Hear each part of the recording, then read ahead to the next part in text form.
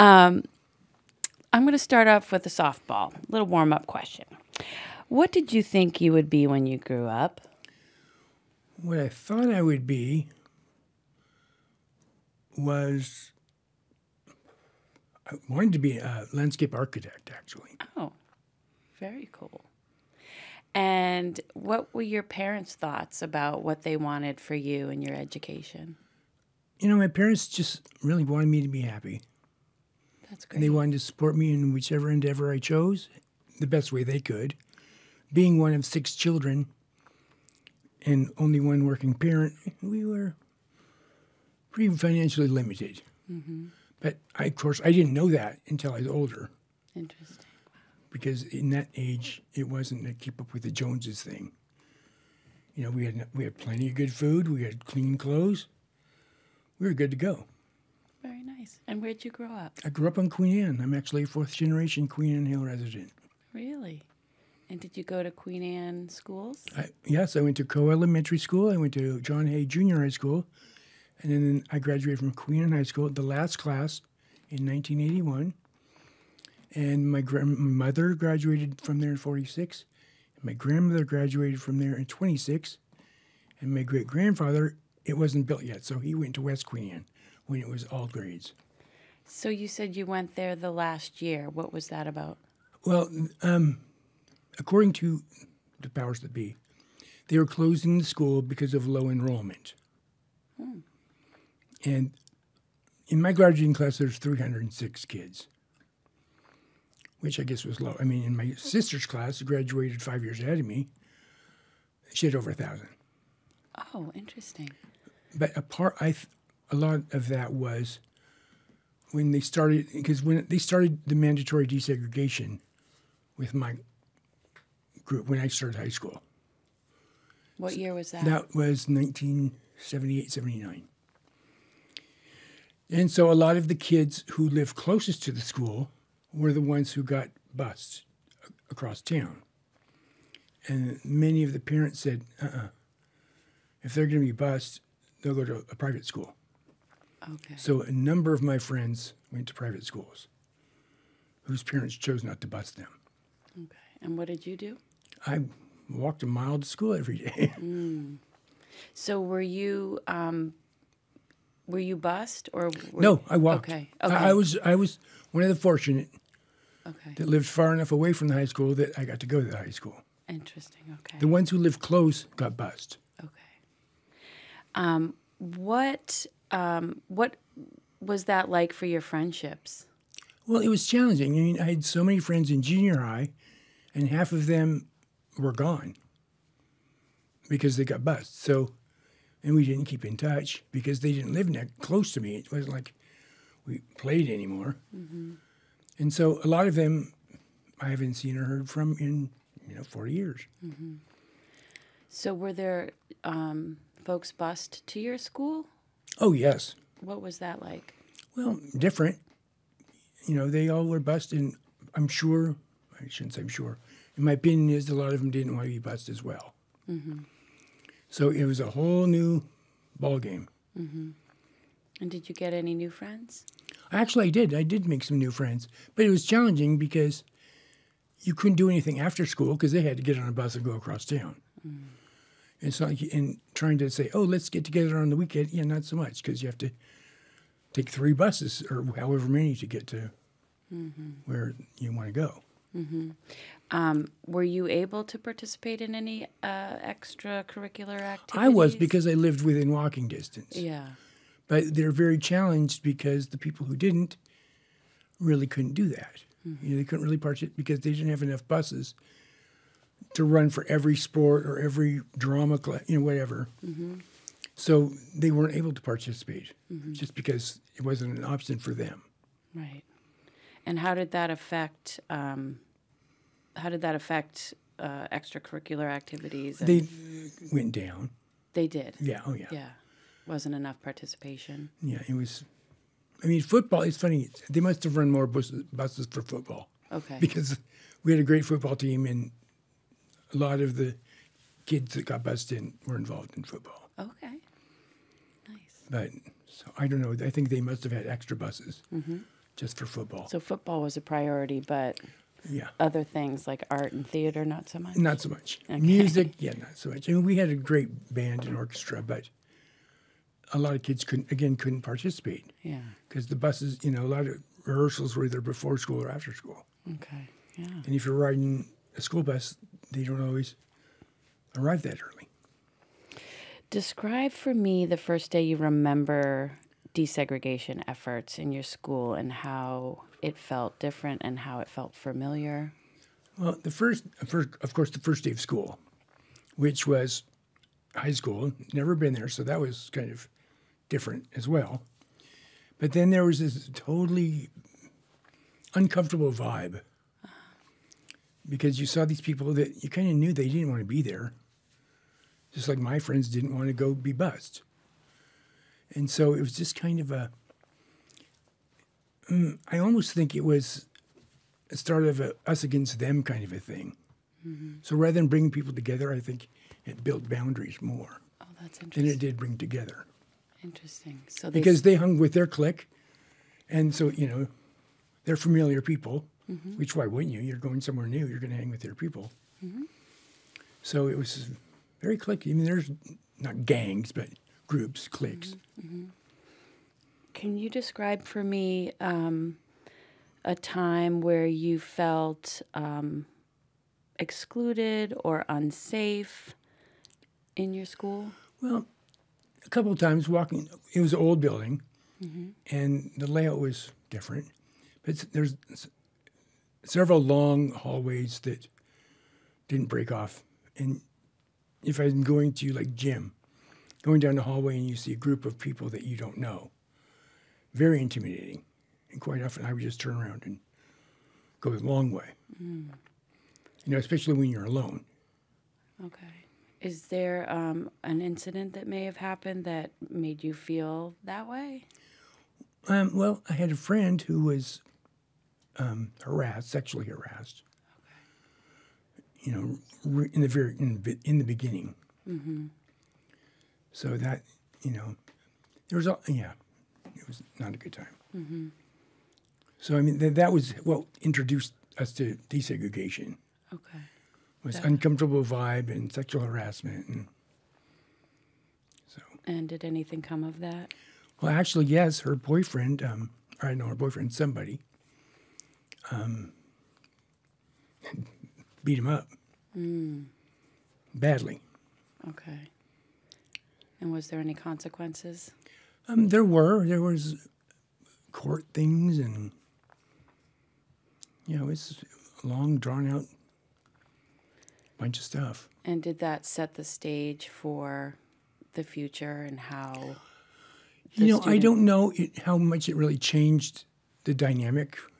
I think it maybe opened some eyes of people that, you can't get away with that kind of nonsense. Mm-hmm. Okay. Whether it be here or there or anywhere. And did your parents have anything to say about that? Did they? No, they knew about it, of course, but mm-hmm. They weren't involved, and they just were pretty silent, silent about the whole thing. Okay. Looking back, what do you think people should know about desegregation? My opinion, a failed experiment. Mm-hmm. I think the money they spent, when I grew up on Queen Anne, there's ethnic people who live there, but we didn't even acknowledge their ethnicity. They were our friends. Mm. Race wasn't even an issue at all. Mm-hmm. And then when the busing started, then racial became an issue. Mm. So that was. What do you think? How do you think they could have done better? Well, again, I don't know. Other than trying to mix races, I think they could have made it a pilot project or a magnet program type of thing where if you want to go. We're going to offer you these different things at this school that we may not have at this school. So it'd be by choice. Being told to do something is not a good thing. That's a negative on the start. Mm-hmm. And when it means you're 15 years old and having to schlep across town to go to school, that's even worse. Mm-hmm. And I think the money they spent on busing and bus drivers and buses and all that could have been poured into those schools to better their education. Yeah. What kind of legacy do you want to leave for your family or your community after you graduated? Was there anything that you were involved with? Well, after I graduated, I got involved, several years after. Being the last class to go to that school, they started an alumni association. So years after I graduated, I joined the alumni association. I was on it for 20 years, I guess. And during that time, I was actually president of the alumni association. And I've planned all of my reunions with my prom date, who's still a dear friend. And involvement is good, and the connection is good if you can make it good. And I just think be involved. Mm-hmm. And the desegregation thing, race, it shouldn't matter. People are people are people are people. Mm-hmm. And when you bring that into it, I think it promotes racism. Mm. Because you're obviously, someone's getting something because of their race, or not getting, or having to do so, or whatever. Mm-hmm. And that's never a good thing. When did you graduate? What year did you graduate? 1981. Right before they closed the school? That was the last class, yes. Mm-hmm. And was there anything... They saved the best for last was our little motto. Oh, that's great. And did you have a celebration? Oh, yeah. Yeah. We graduated in the Coliseum, what is now I don't even know what it is now. Key Arena, and now it's something else. Graduated there. After that was June 6th. After graduation, we went to the high school, and then there was a thing called the Last Hurrah, where every class was invited to participate in this closing of the school. And, of course, I was never involved in anything like this, but there happened to be many kegs in the parking lot. And I certainly participated. But it was really interesting drinking beers with my friends' parents, who had gone there as well. What was the drinking age at that time? 21. Oh, okay. So, yeah. It wasn't sanctioned. Sorry, question. Mm-hmm. Can you ask Ed just about how was the involvement of the students who were bused into the school in the alumni group? That the letter asked you and Yeah. What was the involvement of the folks that were bussed in with the Last Hurrah and the alumni group? Dismal. Very low participation. Even all my years on the Alumni Association, there was a few that got involved and came to every year. There's at least 3 events. Some people, I'm always the youngest one there, of course. But, yeah, the kids from down Central District, no participation. Mm-hmm. Very few. 3 that I can think of off the top of my head. And they were all, on the football team and things like that. Okay. So they were involved in other things at school, and so they felt a little bit more included. More connected, yes. Yeah.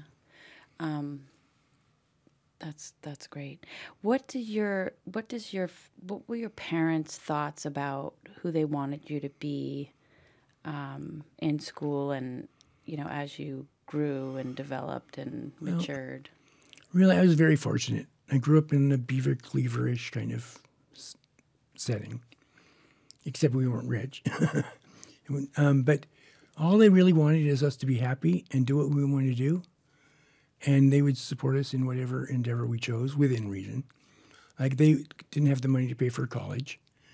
But if we wanted to go to college, they would support us living there for free and doing what they can to help. But again, having 6 kids, what you do for one, you do for all. And were your other siblings Were your other siblings bused or? No, we all walked. My little sister she had to spend her senior year being bused. Okay, where did she end up? Franklin. Okay. And it was not because she was on the swim team forever. She couldn't be on the swim team because the buses didn't allow. Okay. And you're not going to ride a bus for 90 minutes for swim practice and then 90 minutes back. So it was very challenging for her. She did not have a good senior year. Sorry to hear. Whereas I had a phenomenal senior year. Or high school experience in general. Yeah, that's great.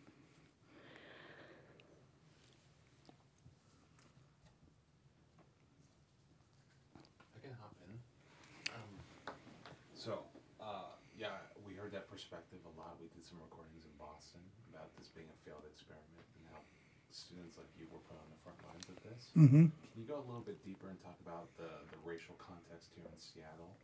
Do you mind asking that question? Just give a context about what the environment was like back in the 70s. So what was the environment, the racial environment like here in Seattle in the 70s? You know, it was not really, it wasn't a thing. At least for me growing up. Again, I grew up with Asian kids and Filipino kids and black kids and all kinds. In Queen Anne? In Queen Anne, yeah. And Magnolia, our high school, Magnolians went there as well. So, but they weren't recognized as a race. They were, that's my friend. I didn't say that's my black friend or that's my Asian friend. It was until I got to high school when they kind of clicked together and that created kind of a us against them environment. So you had people of color in the junior high school that went to the high school with you as just part of your neighborhood. Right. But the folks that were bussed in created more of a clique situation. Yeah, a racial separation. So was there any anxiety around the people of color that were bussed in and the people of color that lived there? How did that work out? Yeah, there was for sure. Mm-hmm. It didn't work out. Mm-hmm. I mean, my friends, again, some of my friends who I went to junior high with got bused to Franklin. Mm-hmm. But the ones who went on, they were still just my friends. Yeah.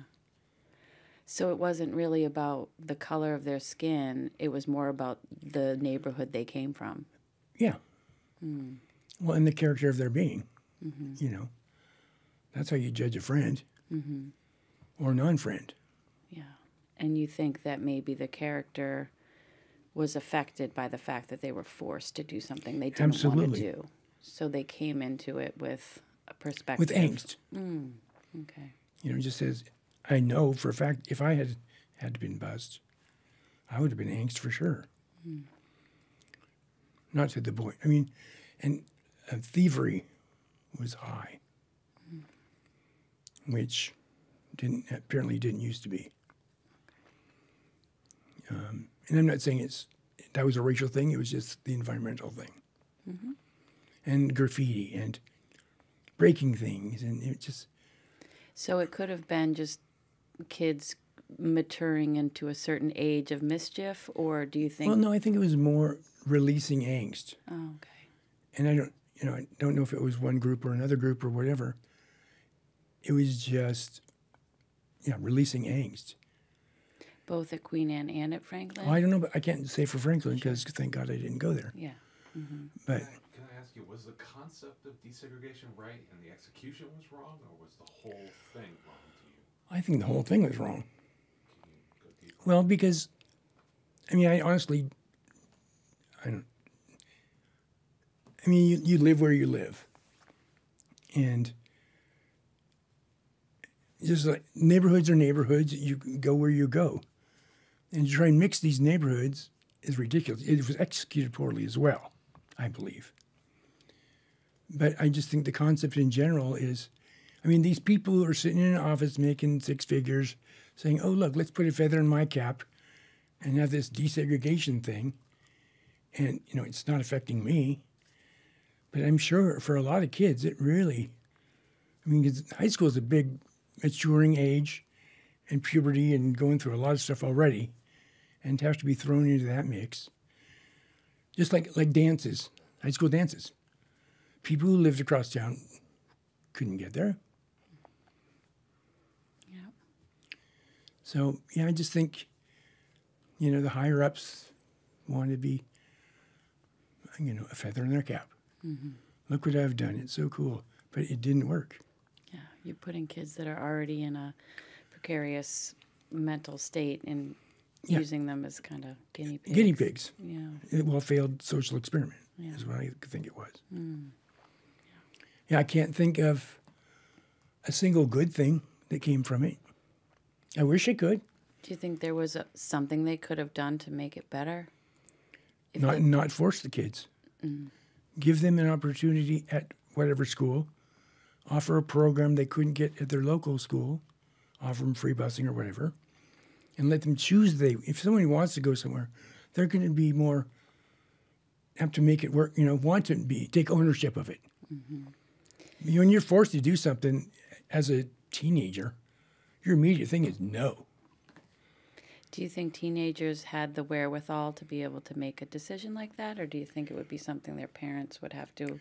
Well, I think a little bit of both. I mean, if they're offering, say, glass blowing, that's not what they would do, but something like that, kids say, I want the glass blow, and let's check that out. Or a foreign language that may not be taught everywhere. Something the kid wants to come to, they're going to take pride and ownership. Mm-hmm. But if you're forced to go somewhere, you don't care if the bathroom's ruined or there's graffiti everywhere or whatever. And what was sort of the motto of your household as far as how you treat people? Well, again, I was very blessed to be raised in a Christian household. And it was always do unto others. Be a good person, And to this day, I try to live up to that. Mm-hmm. Again, I fail. not always, but... and that's all they really wanted for us, just to be happy. Yeah. I mean, I remember, it's funny, my older sister, who's 5 years older, and she was dating a black guy. And people thought, oh my gosh. And my parents didn't give a hoot. He was the nicest guy ever. Mm. And my parents didn't see color. They saw a person. Nice. And they saw this gentleman who didn't honk in front. He came to the door. He met my dad. He met my mom. Things like that. He got the boundaries. Right. The boundaries. And, it was great. Yeah. And then that just lasted. And then, he went off to college, and I don't know what she did. But so it wasn't the marriage type of thing, but they dated, and apparently people gave him crap. Really? Yeah. People in the neighborhood? People in school? People in the neighborhood. Mm. You see a black kid coming up to your neighbor's house. And, I mean, Queen Anne wasn't racist, but, there's the Gladys Kravitzes out there who have to be in everyone's business and what's going on and blah, blah, blah. Yeah. But, it was not an issue. And it was never an issue growing up. And do you think your sister dated a person of color because she went to Franklin? No, she didn't go to Franklin. She was older. She went to Queen Anne. Oh, a different sister. Got it. Okay. She just dated him because he was a nice guy. Nice. And he asked her out, and she said, sure. Excellent. Now, my little sister, couldn't really date in high school because they all live across town. Mm-hmm. So it was a challenge for her. I have a question. Do you think the world was getting so much smaller even in the 70s? Do you think some of these initiatives were trying to prepare you for, you're going to come in contact with more cultures and different types of people? Do you think it was like a step in that direction? I don't know. Because it was forced, there's the negativity on the get-go. So I think it's just a total failure. I mean, integrating people is a wonderful thing. I have no problem. That's great. But do it in the right way. When you force someone to do something, they're going to, especially when they're 16 years old, they're going to buck up and say, mm-mm. So. And just a question about your sister's boyfriend, the guy she dated. Do you know how they met? Because he wasn't high from school. the neighborhood. Yeah, he was in high school. He was from the neighborhood. He was from Magnolia, which is just across. Because the Magnolia kids and the Queen Anne Hill kids all went to Queen Anne High School. So they were just met in school. But in school is one thing. Outside of school is another thing. To be socializing outside of school. Well, back in our day, before desegregation, it wasn't a deal, you know. You hang out with your friends, you hang out with your friends. Mm-hmm. I mean, it was kind of a big deal because Magnolia was far away. Mm-hmm. Not like the CD. But Magnolia was, if you didn't have a car, you know, you're 15 years old, you can't date a Magnolia girl. Because you take the bus downtown and go to Laserium or something. Mm-hmm. That was it. So, yeah, it was just neighborhood kids getting together. Mm-hmm. Yeah. And, yeah, he was a frog. So, yeah, growing up, or I don't know, I think it was my older sister who told me about frog. I was going through some stuff, and she said, frog. And I go, frog? And she goes, yes, forever rely on God. Mm. And I thought, wow, that's pretty good. So subsequently, she sent me this orange bejeweled frog. And she says, look at this and remember. So that was years ago. Since then, I've acquired many frogs throughout my house. When I had a yard, I'd put them in the yard. I send them to friends with that thing, forever rely on God.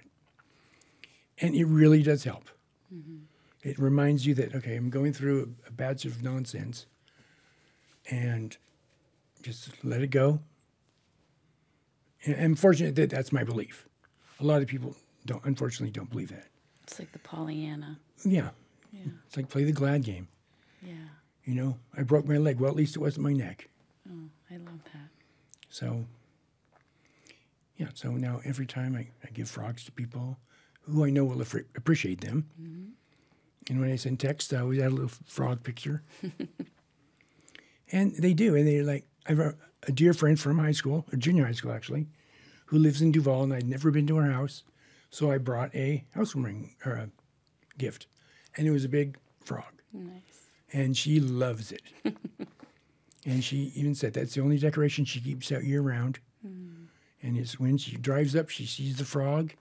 And when she's stressed out, she'll go outside and look at the frog and just remember, just what's going to happen, Do you see a connection with that belief and how your family's perspective on integration is? Well, again, growing up as race wasn't a deal. Mm-hmm. Integration was just like, what? Mm-hmm. I mean, for us. Yeah. Because, I mean, I don't know. It was ridiculous. Yeah. And I think it really ruined a lot of people's high school, which should have been a great time for them. Mm-hmm. But it really wasn't. Mm-hmm. I mean, people who would be scared to go down a hall or to, walk next to this big group of people. Mm-hmm. And even on both sides, if there's a big group of white people all smoking pot, and there's this, little black kid who wants to go by the gym, intimidating for sure. Mm-hmm.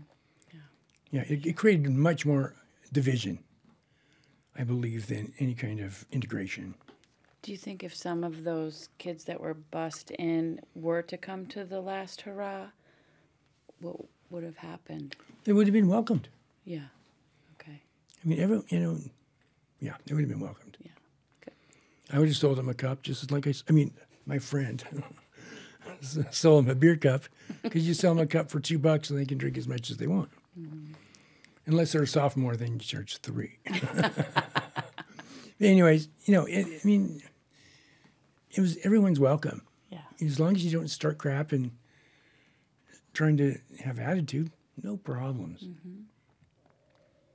So you talked about just like how you felt like race was not a thing, or it was not a problematic thing. Mm-hmm. for you and your neighborhoods, right? But like, you know, what was it like listening to the news? What was it like listening to, I mean, either from in Seattle or from Yeah. out of Oh Seattle? yeah, with like the Detroit nonsense and all that, you know, it was terrible. But I think, you know, and again, I was young with all that stuff. And Martin Luther King, I can remember when he was killed. I ask you to just talk to Diane No. because I'm also picking Sorry. her up from the side. I remember Martin Luther King when he was assassinated. I don't remember a lot because I was 7 years old or something. But I do remember it was a big, huge deal. And his whole thing was also peace, peace, peace. And, you know, just people like Justice Clarence Thomas was totally against all that. And he's a black man. He was against that, and he was against affirmative action, which is ridiculous. But anyways, again, when you give someone or take something away because of the color of their skin, that's racism. If you make someone go to a school because of their race, that's racism. So you're not, you know, if you invite them and say, look what we're going to offer you, okay, that's integration. But forcing them is just racism. Giving someone a job not because of their merit, but because of their gender identity or sexual preference or whatever is racism. People get jobs for their merit. And I think everyone, because I grew up poor-ish. You know, you say you lived on Queen Anne, and they go, wow. Well, back then, it wasn't wow. My parents spent $10,000 on a 5-bedroom house. And they struggled to pay it off. But, yeah, it's just crazy. Yeah. So when you found out you weren't being bused, I was thrilled because I knew it was coming. And we didn't know, because my parents would get letters about this desegregation thing. And my parents were ones that said, yeah, you're not going to go be bused. oh really?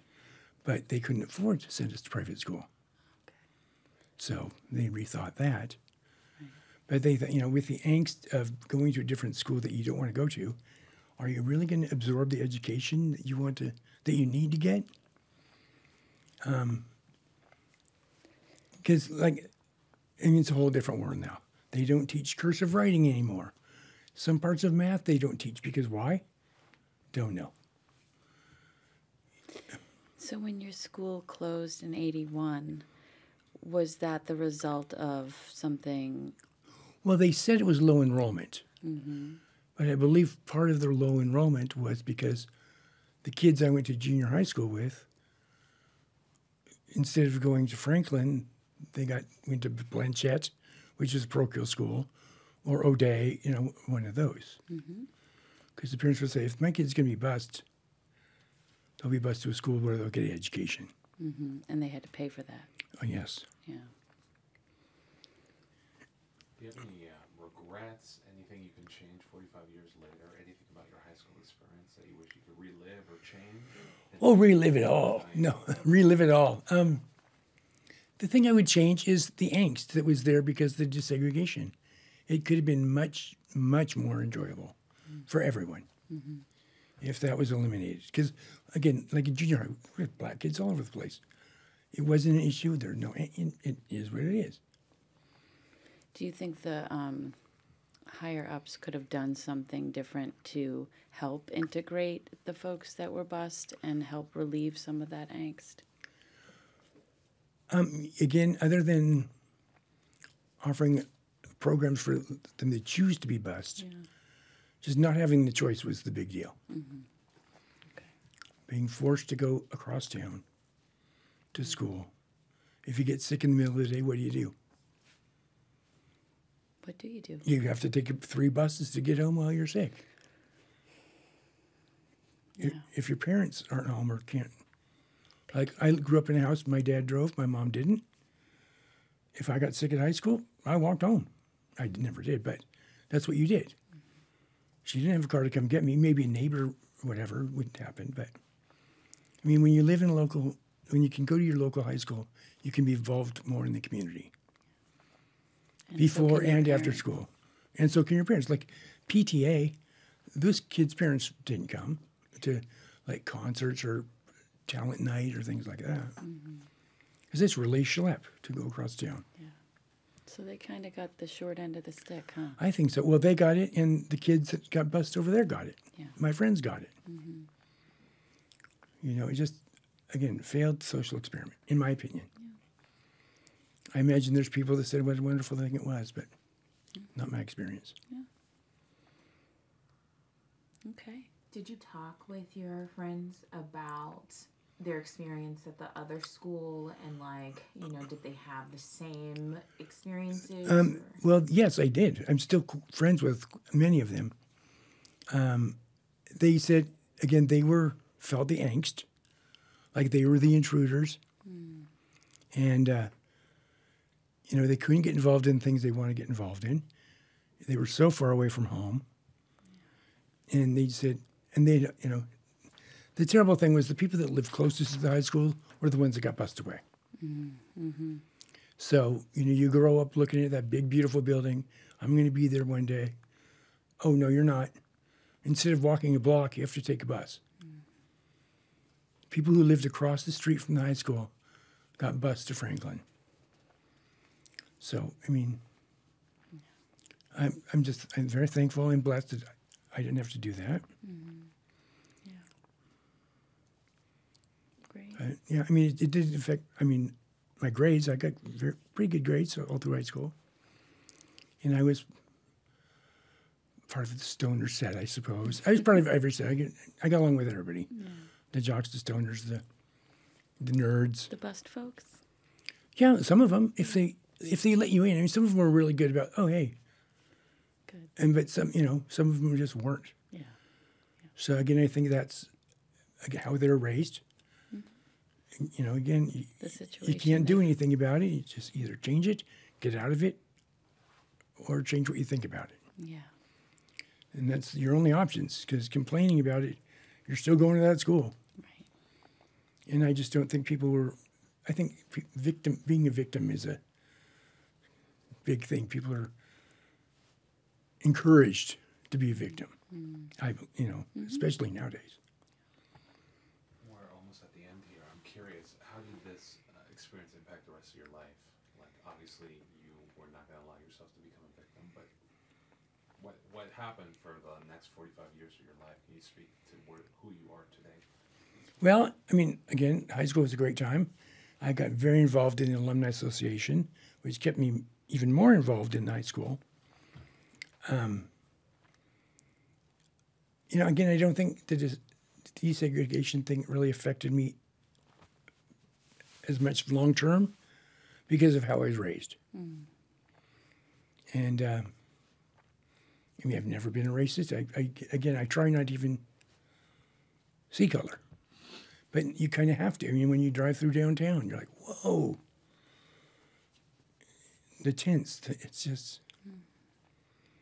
But so it didn't really affect. I guess maybe I'm better off for it because I went through that experience. And it didn't send me down the rabbit hole or anything like that. It is, okay, then. It is what it is. I can't do anything about it. I made some friends who I still talk to, who were bussed in. But again, they wanted to be there because they're football players and we had a great team. You know, we win all Metro all the time and stuff like that. So when you're a football player, you want to be on a good team. So they're jazzed. And to be on the football team, you have to have good grades. So, you know, different. Again, they wanted to be there. They were forced, but they were gladly forced. That was the thing that they were offered at the Right. school. That was one of their opportunities. So they were happy to be bussed. And we're still friends. I still see him. He does go to some of the alumni events. Nice. Not a lot, but some. Good. That's great. So that did work. That did, yeah, for that part of it, it did work. I met a friend who I wouldn't have met otherwise. Yeah. I suppose, although I believe I would have met him somehow otherwise. Well, because right before they started mandatory segregation, they did have this magnet program where you could choose to be bused. And because I have some older friends who, one went to Lincoln because they offered some program in sign language. Oh, okay. And she wanted to do that. So, but again, her choice, she loved it. Yeah. So if they would have kept that, he may have said, I want to go to Queen Anne because I have a football team. Was Lincoln a mostly black high school? No, Lincoln was up in Wallingford. I don't know. Oh, yeah, no, it was mostly, again, probably majority white, but still mixed. Kind of like my neighborhood. I mean, white, but a lot of Asians, like Filipinos, black, Yeah. Hispanic, really everything. I mean, There was an influx of Asian. yeah, oh yeah, folks. that was Yeah. crazy. They all got bused to Queen Anne, I think. Okay. And, none of them spoke English, or very little. And I felt bad for them because they're in a new land, and they're treated like, invaders. And they can't communicate very well. And I met one guy, because we were on a project together, and it was challenging. And his name was Zing Dong Gongo Gongaphone or something like that. I said, I'm going to call you Ted. So I called him Ted the rest of the time. And he appreciated it, But you just got to approach it that way. What supports existed for them, For the people being bused, for the Asian population? I honestly have no idea. I don't know of anything at the school that especially... my take on it was they live in that neighborhood, they're bused here. And How could they learn? Well, I don't think that was taken into consideration. I mean, they probably had ESL classes. Again, I wasn't familiar because I didn't need that. But I know it was challenging for them. I know they'd go in the bathroom in groups because they weren't comfortable being by themselves. And maybe that's how they were raised, being immigrants or whatever. But it was hard for them, and especially the girls. Because they felt more vulnerable, maybe. But you'd see a pack of little Vietnam or Cambodian or Laotian, whatever they were, Asian kids, and they'd go to the bathroom together. They'd sit lunch together. They didn't feel safe integrating with other people. Because their language challenge, culture is way different. Yeah. So, and again, I was friendly to them. And I worked in the attendance office many times as a teacher's assistant. So I got to know every name of every student. I didn't necessarily know them, but because I'd click in who's here, who's not here. People who were late come up to the attendance office, I'd write them a pass, whatever. So I got to know more people. So that was benefit for me. Yeah. And if a bus broke down, one of the segregation buses, they'd call us, and so we knew that group of people was going to be late. So I got to know a lot of names. Which is why you were the president of the Alumni Association. Well, I don't know about that.